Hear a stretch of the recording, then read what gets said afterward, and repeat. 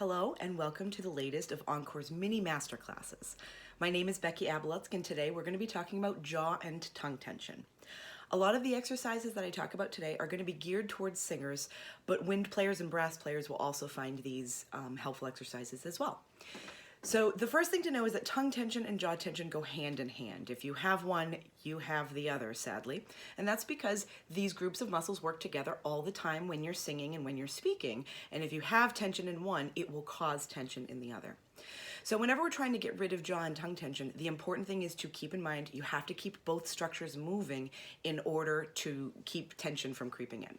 So a good way to start is some basic massaging. So when you massage, you don't have to be a massage therapist or anything like that. It's gentle massage, particularly of the muscles in the jaw on the side right here, okay? This muscle is called the ramus muscle and is one of the most important muscles in chewing, and it's one of the worst offenders when it comes to jaw tension. So massaging your jaw like this, using the heels of your hands also works well. You can also use your thumbs right underneath and massage the musculature of the bottom side of your tongue. Okay. Now, for most of the exercises we do today, you're not going to need any kind of materials except for a paper towel, which brings me to the next stretch. So for this stretch, you're going to be stretching your tongue outside of your mouth, and you are likely to get spit on your face. So you're going to want the paper towel to help get cleaned up.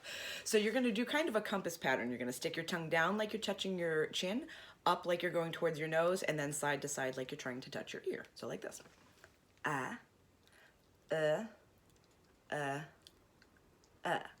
Now with each one of those, I did some vocal sound. You can do vocal sound or you don't have to. That's not the point of that exercise, okay? The next one that we're going to be talking about is going to be a raspberry. So most of you probably know how to do a raspberry. You know how to do it since you were a kid. If you don't know how to do a raspberry, we start a raspberry by putting our tongue between our lips and then blowing air like this.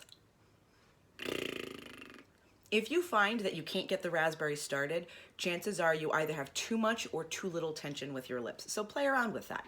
But when we do this, we can do this with vocal exercises. For example, we can also do bigger arpeggios. Any of the vocal exercises that you use with your teacher or with your chorus teacher should work with this raspberry exercise.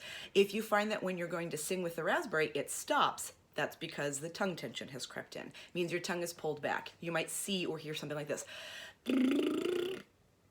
So at that point, I let my tongue get tight in the back and it pulled in and it stopped the raspberry. So when that happens, you want to keep continuing to do that passage. You can either do scales, like I mentioned, or you can do passages of your own songs, but you want to continue doing that on the raspberry until it really releases and you can do the raspberry without an issue.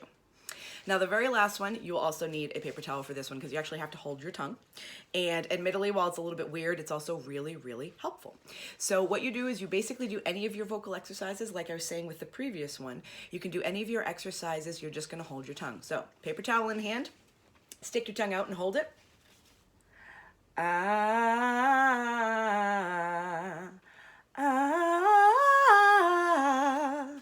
I'm trying to pull the paper towel so you can actually sort of see, but if you have tongue tension or jaw tension, you might see something like this.